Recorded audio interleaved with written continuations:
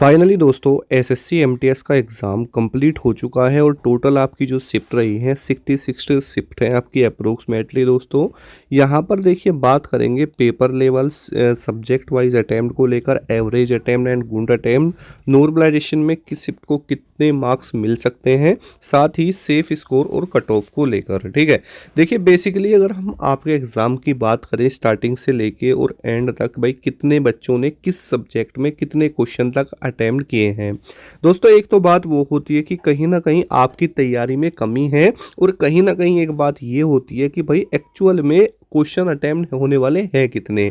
क्योंकि होता क्या है, मान के चलो आपका एग्ज़ाम हुआ, ठीक है, एग्ज़ाम सेंटर से बाहर आते ही ना कुछ जो है कैंडिडेट्स ऐसे होंगे, आपको बताएंगे कि भाई साहब मैंने तो 50 क्वेश्चन ही अटेम्प्ट कर दिए हैं, मैंने तो 45 किए हैं, मैंने 40 किए हैं। लेकिन इसमें रियलिटी कितनी है भाई? देखो क्वेश्चन अटेम्प्ट करना बड़ी बात नहीं होती, क्योंकि आपको वहाँ पर कुछ लिखना नहीं है, सिर्फ टिक करना है ना। लेकिन एक्चुअल में चीज़ें हैं जिसके अकॉर्डिंग आप उतने ही अटेम्प्ट कर पाओगे। जो रियल फैक्ट होते हैं वो मैं आपके सामने क्लियर करूँगा। बेसिकली दोस्तों मैं आपको बताऊँ तो दो तीन चीज़ें होती हैं किसी भी एग्ज़ाम के कट ऑफ को कंसीडर करने में, और एक्चुअल में वहां पर कितने क्वेश्चन अटेम्प्ट हो सकते हैं उसको कंसीडर करने में। अब ये तो आप जाहिर सी बात है भाई, आप भगवान तो हो नहीं कि भाई सारे क्वेश्चन ही आपके दिमाग में आ रहे हैं और आप सारे ही कर पाओगे। नहीं, देखो हो आप इंसान ही, और जितनी आपकी तैयारी होगी ना आप उसमें से ही क्वेश्चन अटेम्प्ट करेंगे। अब अगर मान के चलो कुछ क्वेश्चन में थोड़े हाई थोड़े टफ लेवल के आ गए, मान के चलो यहाँ पर आपके जो है दो सब्जेक्ट है मेन में, देखिए डायरेक्ट पॉइंट की बात करूंगा, क्योंकि जो आपका सेशन 2 है ना दोस्तों, ये सबसे ज़्यादा इंपॉर्टेंट है। क्यों है? क्योंकि इसी से दोस्तों आपकी कट ऑफ बनेगी, है ना।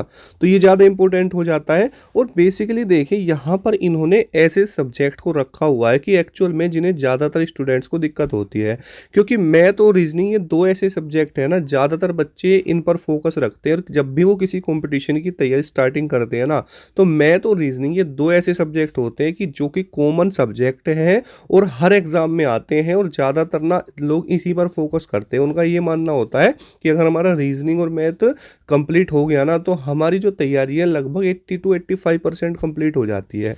लेकिन भाई यहाँ पर आपके तो एग्ज़ाम में जो है मैथ और रीजनिंग का नंबर ही काट दिया गया है, वो तो सिर्फ क्वालिफाई रखे गए हैं सेशन 1 में। ठीक है, अब देखो सबसे बड़ी बात क्या है कि हर बच्चा जीके में परफेक्ट नहीं हो सकता, और हर बच्चा दोस्तों इंग्लिश में भी परफेक्ट नहीं हो सकता। लेकिन ये दोनों बच्चे मैथ और रीजनिंग में परफेक्ट हो सकते हैं। अब आप खुद ही बताइए कि आपकी मैथ रीजनिंग कैसी अच्छी होगी। जाहिर सी बात है, क्योंकि कोई भी कोचिंग इंस्टीट्यूट हो या आपकी ऑनलाइन कोचिंग हो, सबसे ज़्यादा जो चीज़ें हैं वो आपकी फोकस किस पे करवाते हैं? मैथ और रीजनिंग पे करवाते हैं। लेकिन कहीं ना कहीं जीके ना बहुत सारे कैंडिडेट्स ऐसे होते हैं जिनका फेवरेट नहीं होता, क्योंकि देखिए हर स्टूडेंट की एक पॉइंट ऐसा होता है, वीक पॉइंट होता है। अब यहाँ पे पहले जो सब्जेक्ट आपके आते थे दोस्तों, पहले आपके मैथ, ठीक है, रीजनिंग, जीके और दोस्तों इंग्लिश। अब देखिए जिस स्टूडेंट का मैथ रीजनिंग और जीके अच्छा होता है ना, तो कहीं ना कहीं उसके इंग्लिश में ज़्यादा दिक्कत होती है। ये बात आपको भी पता है, क्योंकि बहुत सारे स्टूडेंट ऐसे हैं जो कि भाई हिंदी मीडियम से पढ़े हैं, तो उनको इंग्लिश में ज़्यादा दिक्कत आती है। लेकिन वो ये सोचते हैं कि भाई मेरे 3 सब्जेक्ट तो अच्छे हैं ही, तो कहीं ना कहीं मैं इनको कवर कर लूँगा। लेकिन कई बार ऐसा हो जाता है कि मैथ रीजनिंग और आपका इंग्लिश अच्छा होता है और जीके आपकी अच्छी नहीं होती। ज़्यादातर स्टूडेंट के साथ ये भी दिक्कत होती है। यानी कहने का मतलब ये है कि भाई कहीं ना कहीं एक सब्जेक्ट आपका वीक रहता ही रहता है। आप किसी को भी उठा लो, आप खुद को ही ले लो, आप भी चारों सब्जेक्ट में परफेक्ट नहीं होंगे। ठीक है, अब लेकिन यहां पर इन दोनों को कर दिया गया है अलग। अब सिर्फ आपका जीके और इंग्लिश अलग है और मैथ रीजनिंग अलग है। मैथ रीजनिंग का तो सिर्फ इतना सा है कि आपको क्वालिफाई करना है, लेकिन जो कट ऑफ बनेगी ना, अब वो दिक्कत आ रही है जीके और इंग्लिश में लेकर।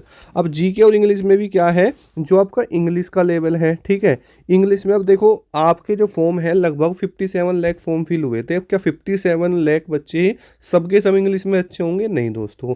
क्या वो जीके में अच्छे होंगे? नहीं दोस्तों। लेकिन प्रोबेबिलिटी संभावना ये कहती है जितने बच्चे भी तैयारी करने वाले होंगे ना, उनकी मैथ रीजनिंग जरूर अच्छी होगी, नहीं तो एवरेज तो जरूर ही होगी। ठीक है, तो ये चीजें कुछ पॉइंट वाली हैं जो कि आपको पकड़नी है। अब देखो यहां पर आपके दो सब्जेक्ट चले हैं, आपका इंग्लिश है और जीके है, ठीक है। तो इंग्लिश का तो बच्चे कह रहे हैं कि सर जो लेवल रहा है, जो हमने पढ़ा है, जो हमें पढ़ाया गया है, लगभग उसी में से आया है और अटेम्प्ट भी हमारा अच्छा खासा है। लेकिन जीके में चीज़ें अलग आई हैं। बेसिकली कोई भी एग्ज़ाम हो या कोई भी टीचर हो, वो ये बोलता है कि भाई जो एमटीएस का एग्ज़ाम है ना, एमटीएस के एग्ज़ाम में अगर आप जीके कंप्लीट करना चाहते हो तो स्टैटिक जीके का पार्ट, ठीक है, प्लस करंट अफेयर्स, ठीक है, प्लस में जो आपके प्रीवियस ईयर क्वेश्चंस हैं इनको कंप्लीट कर लो। ये सबसे बेस्ट तरीका है एमटीएस की तो तैयारी है जीके की करने का, क्योंकि स्टैटिक जीके और करंट अफेयर्स का कुछ अच्छा ज़्यादा रोल देखने के लिए मिल जाता है और रहा सहा आपका प्रीवियस ईयर क्वेश्चन से कंप्लीट हो जाता है। लेकिन भाई इस बार स्टूडेंट ने खुद बताया है कि सर हमने चीज़ें सारी कंप्लीट की हैं, टॉपिक वाइज की हैं, अच्छी खासा समय भी दिया है। लेकिन आप ये तो नहीं कह सकते कि पेपर जो है आपका टफ था, ठीक है, लेकिन सर क्वेश्चन घुमा फिरा के आ रहे हैं, करने में दिक्कतें आ रही हैं। तो कहने का मतलब क्या हुआ, तो भाई वो टफ ही तो हुआ। जब भाई देखो एक चीज़ मैं आपको बताऊं, अगर आपका दोस्तों रीजनिंग है, ठीक है, रीजनिंग है या मैथ है, उनका दोस्तों क्वेश्चन का टाइप होता है कि भाई ये इस टाइप का, इस टाइप का। वो चीज़ अलग होती है कि आप किसी में भी अटक जाओ। अटकने के लिए अब दोस्तों जो है आसान से क्वेश्चन में भी अटक सकते हैं, लेकिन इसका मतलब नहीं है वो टफ है, ठीक है। अब वो अपनी मेंटलिटी होती है कि भाई हमने तैयारी कितनी की है, हमारा रिवीजन कैसा है। कि एक स्टूडेंट ऐसा है देखते ही आंसर बता देता है, और एक ऐसा है कि भाई 5 मिनट लगते हैं, और एक ऐसा है भाई उसको 10 मिनट भी उस क्वेश्चन में लग जाते हैं। तो ये कुछ चीज़ें आपके किस पर डिपेंड करती है, रिवीजन पर। लेकिन बात दोस्तों यहाँ चल रही है जीके की। जीके का तो इतना सा सिद्धांत है, अगर आपको क्वेश्चन आता है तो वो आपके लिए इजी है, अगर नहीं आता तो भाई वो आपके लिए टफ है, ठीक है। अब ऐसा नहीं है वो आपके लिए टफ है तो सभी के लिए टफ है, नहीं दोस्तों, हो सकता है कि आपने वो क्वेश्चन ना पढ़ा हो, दूसरे ने पढ़ा हो। तो ये चीज़ होती है समझने वाली। तो कहीं ना कहीं ज़्यादातर स्टूडेंट का कहना यही है, जो पढ़ने वाले थे हमारे ऑफलाइन भी हैं, कि सर जीके में कुछ क्वेश्चन घुमा फिरा के पूछे गए हैं। और अब तक के एग्जाम में जो भी, जैसे जब से आपका जो पैटर्न है वो चेंज हुआ है, तब से इस बार, ठीक है, जो जीके है ना वो थोड़ी अटपटी पूछी जा रही है, और हमारे अटेम्प्ट भी प्रीवियस ईयर के अकॉर्डिंग इस बार कम रहे हैं, ठीक है। तो इससे ये तो पता चल गया कि जो आपका पेपर लेवल है दोस्तों कहीं ना कहीं मॉडरेट से डिफ़िकल्ट है। और एक पॉइंट आपके सामने ये आ जाता है कट ऑफ की कम रहने का, कि क्योंकि यहाँ पर आपका जो लेवल है दोस्तों थोड़ा डाउन है। अब मैं ये भी नहीं कह सकता कट ऑफ कम जाएगी, ऐसा हो सकता है कि नॉर्मलाइजेशन अच्छा खासा मिल जाए तो कट ऑफ बढ़ सकती है, ठीक है, क्योंकि नंबर ऑफ शिफ्ट्स ना ज़्यादा दोस्तों ज़्यादा है, 66 लगभग है, ठीक है।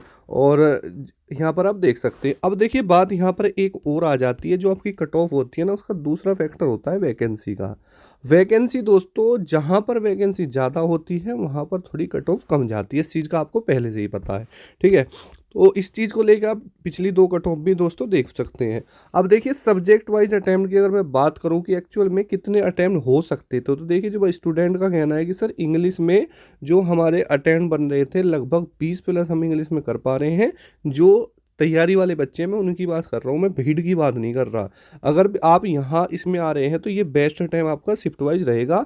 और जीके में लगभग 15 से 18 क्वेश्चन के बीच में ये अटैम्प्ट है, और ये आपका 24 क्वेश्चन तक, यानी जीके में 20 से 24 के बीच में अटेम्प्ट, और जीके में 15 से 18। कहने का मतलब ये नहीं है कि भाई ये बिल्कुल सही है, नहीं दोस्तों, ये सिर्फ अटेम्प्ट की मैं बात कर रहा हूँ। जब इनकी सही की बात आएगी ना तो ये 20 से डाउन आ जाएगा और ये 15 से डाउन आ जाएगा, क्योंकि नेगेटिव मार्किंग भी दोस्तों है, नंबर ऑफ क्वेश्चंस कम है, इसलिए भाई साहब एक एक क्वेश्चन बड़ा संभल के करना पड़ता है। तो ये तो अटेम्प्ट मैं आपको यहाँ पर बता रहा हूँ। अब देखिए अगर हम बात करते हैं एवरेज अटेम्प्ट की, ठीक है, तो जो एवरेज अटेम्प्ट दोस्तों रहा है दोनों सब्जेक्ट्स को मिला करके लगभग 32 क्वेश्चंस के आसपास स्टूडेंट का मानना है कितना रहा है गुड अटेम्प्ट दोस्तों। आप मान सकते हैं लगभग 32 क्वेश्चन से लेके 36 के बीच में। अगर आप इतना कर रहे हैं तो आप एवरेज में भी आ रहे हैं और आप अच्छा कर रहे हैं। लेकिन भाई रियलिटी है ये, भाई मुंह से बोलने से कुछ नहीं होता, ये आपको प्रूफ करना पड़ेगा पेपर में। अब नॉर्मलाइजेशन की बात तो ऐसी है भाई, देखो मैं आपको बताऊं तो नॉर्मलाइजेशन अच्छा खासा आपको देखने के लिए मिल जाएगा, क्योंकि भाई शिफ्ट ज़्यादा है। अब अगर सेफ की अगर दोस्तों हम यहाँ पर बात करें तो देखिए अगर आप जनरल कैटेगरी में आते हैं और लगभग आपने 36 क्वेश्चन के आसपास अटैम्प्ट किया है, 1-2 क्वेश्चन गलत भी है, तो आप सेफ रहेंगे। उसकी ओबीसी की बात करें ईडब्ल्यूएस की, तो जो भी स्टूडेंट 34 क्वेश्चन के आसपास है वो सेफ है। SC ST में जो भी 30 से लेके, ठीक है, लगभग दोस्तों यहाँ पर SC ST में जो भी 30 क्वेश्चन से लेके 32 क्वेश्चन तक कर रहा है वो सभी दोस्तों सेफ रहेंगे। बाकी कमेंट करके जरूर बताना कि आपने कितने क्वेश्चंस अटेम्प्ट किए हैं। तो मिलते हैं नेक्स्ट वीडियो में। जय हिंद, वंदे मातरम दोस्तों।